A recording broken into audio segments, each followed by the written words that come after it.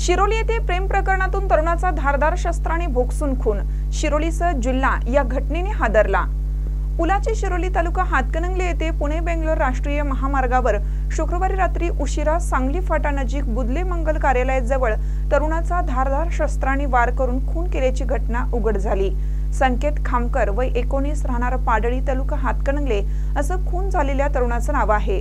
खून झाल्याची माहिती मिळताच सहाय्यक पोलीस निरीक्षक पंकज गिरी व त्यांचे सहकारी तातडीने घटनास्थळी पोहोचले।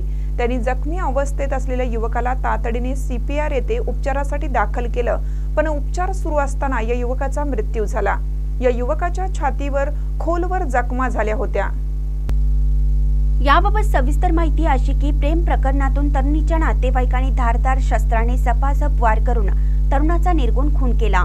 खून झालेला तरुण हा सैन्य दलात भरती होण्यासाठी प्रयत्न करत होता। त्याआधी जीवनातून संपला आणि त्याचे आर्मीचं स्वप्न अपुरंच राहिलं। त्या युवकाचे पेठ वडगाव येथील एका मुलीशी प्रेम संबंध होते। त्या मुलीच्या नातेवाईकांचा पुलाची शिरोलीतील बुदले मंगल कार्यालयात बारशाचा कार्यक्रम होता। संकेत हा मुलीला भेटण्यासाठी गावातील एका मित्राला घेऊन बुदले मंगल कार्यालयात आला असल्याचं मुलीच्या नातेवाईकांना समजलं। त्यानंतर संकेत व नातेवाईक यांच्यात वाद झाला। या वादातून नातेवाईकांनी त्यांच्यावर धारदार शस्त्राने हल्ला करून त्यास ठार मारले। ही घटना शुक्रवारी रात्री 9:30 वाजण्याच्या सुमारास घडली। या तरुणावर हल्ला होत होता त्यावेळी त्याला रोखण्यासाठी कोणीच पुढे आलं नव्हतं। त्याच्या सोबत आलेल्या मित्रासही मुलीच्या नातेवाईकांनी ठार मारण्याची धमकी दिली व त्याचा मोबाईल काढून घेतला। घाबरलेल्या अवस्थेत संकेतच्या मित्राने तेथून पळ काढला।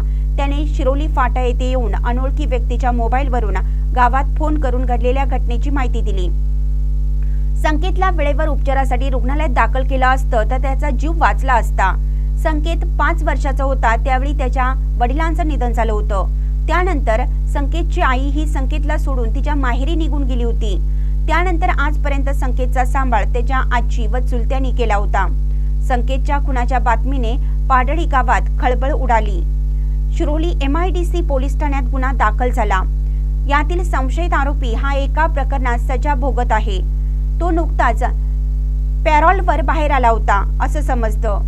फरार झालेल्या संशयित आरोपींना अवघ्या 12 तासात पोलिसांनी अटक केली। अधिक तपास सहाय्यक पोलीस निरीक्षक पंकज गिरी करत आहेत। त्यांच्या पश्चात वयस्कर आजी आजोबा, लहान बहीण असा परिवार आहे। महानकरी न्यूजसाठी विद्याधर कांबळे, पुलाची शिरोली। ताज्या बातम्यांसाठी महानकरीला सबस्क्राइब करा आणि बेल आयकॉनला क्लिक करा।